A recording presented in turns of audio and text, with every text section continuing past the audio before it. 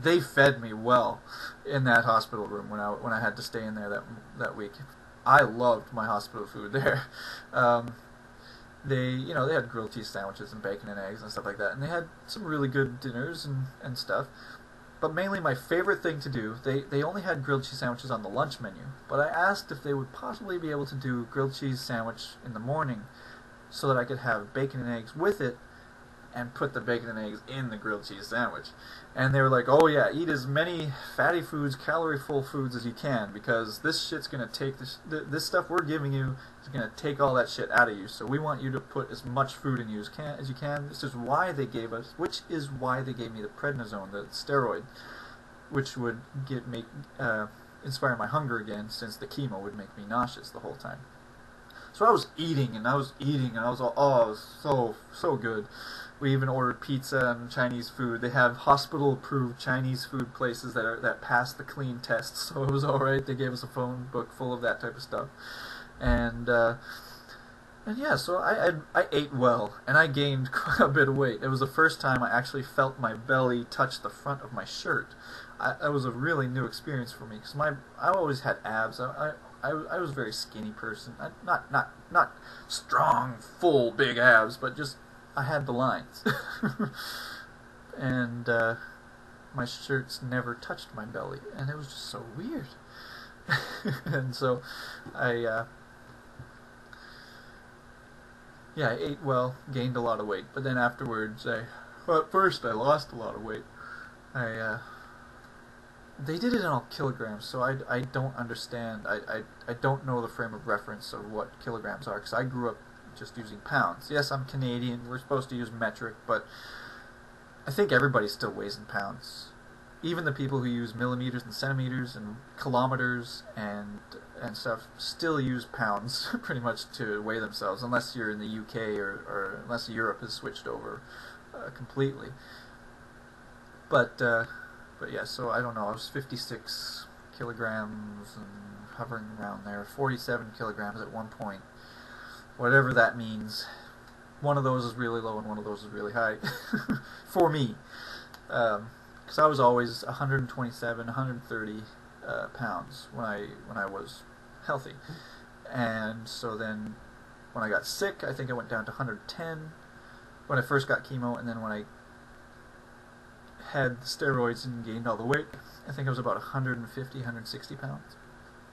Which is nothing compared to when I was in Newfoundland. I got up to 178 pounds. She fed me well, too. Anyway, afterwards, I didn't have to go. I went home, and they took care of me there. I wasn't allowed to kiss my puppy dog on the head anymore for a while, but I could touch him as long as I washed my hands. Couldn't let him kiss me.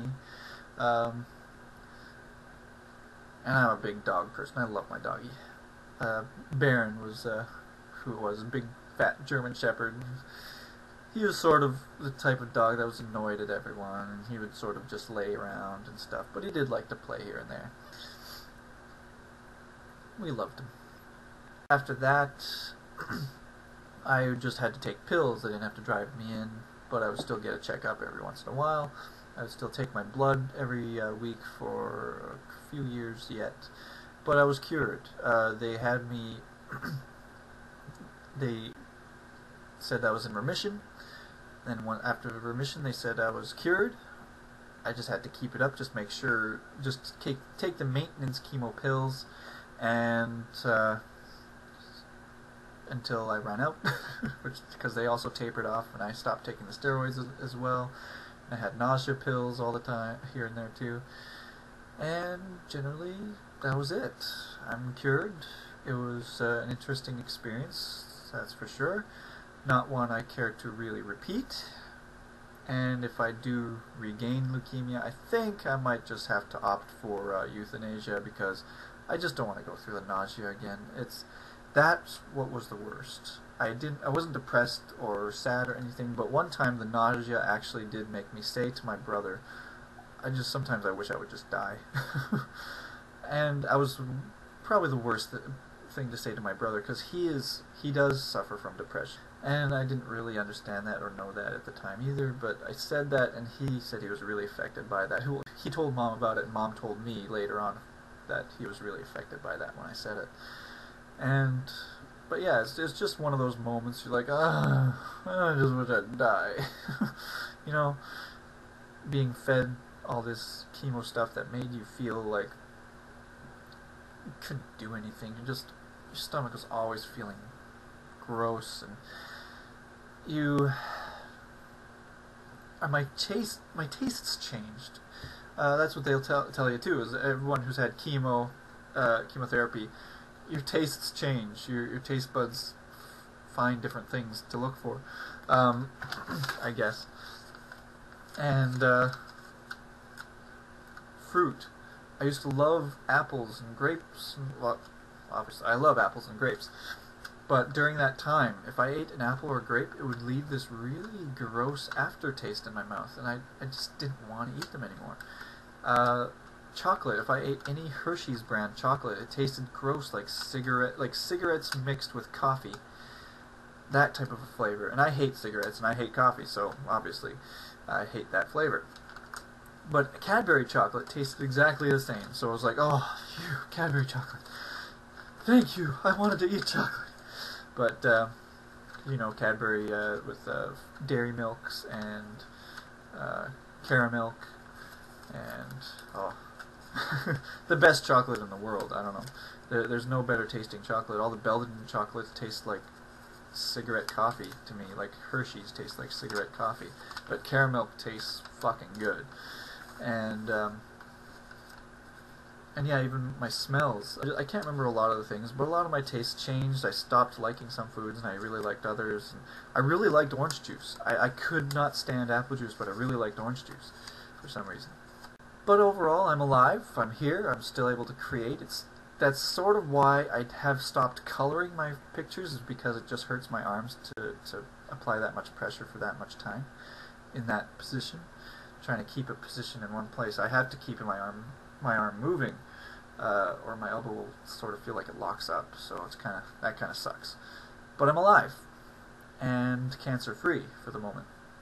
So hey, as long as I got fat girls in the world to make feel better about themselves, as long as I have young minds to steer away from harmful religious indoctrination, I have a purpose. There's no reason for me to want to die, other than there's no real point to life, so if I died, that'd be alright. I have no real problem with that. I don't have any unfinished business left. I've pretty much done everything I need to do, but there are still people being born every day, and new people learning about the world, and it's important to provide guidance to people.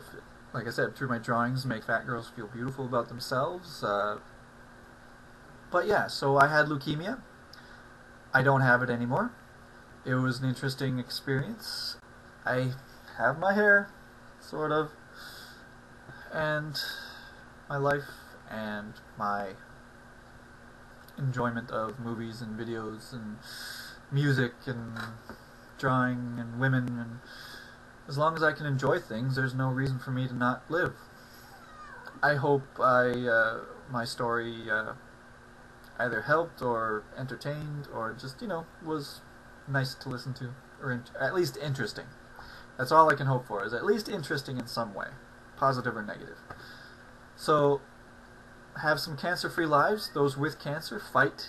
Use your mind. Try to imagine yourself fighting this cancer constantly. They say do this at least 20 minutes a day, and it will help a little bit. It's not going to cure you, obviously, but it does help. There have been cases where it has cured people. That's just because the cancer was probably on its way out anyways, probably tiny, it was probably not really affecting anything, but you have power over your body through your mind. And it's only over your own body. You don't have power over anyone else's body or any material, magical power, but within your own body. Your brain governs your body. You just have to visualize yourself as a superhero or a big giant beast killing all these cancer cells. Just ripping them apart, just slaying them, just imagine yourself doing that at least 20 minutes a day. It'll help. It won't cure you, but it'll help.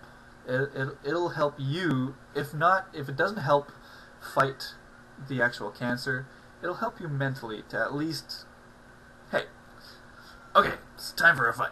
You know, get you revved up for life again. Some people get really down. I never had a problem with depression, so it didn't get me down for too long. I was crying those first 3 days, but then the doctor said we know what to do. So I was like, okay, do what you gotta do. And that's it. Leukemia. It sucks. It could kill you, but we have ways of dealing with it. Not all ways are the same. Not all leukemias are the same. So I can't say this is the case that'll happen every time. Don't get your hopes up that this is the way it happens. It's the way it happened for me, and I thought I'd share with you in case it happened that way for others. Please comment. Please share your stories. If this helps you or if it doesn't help you, let me know. I would like to reach out to people.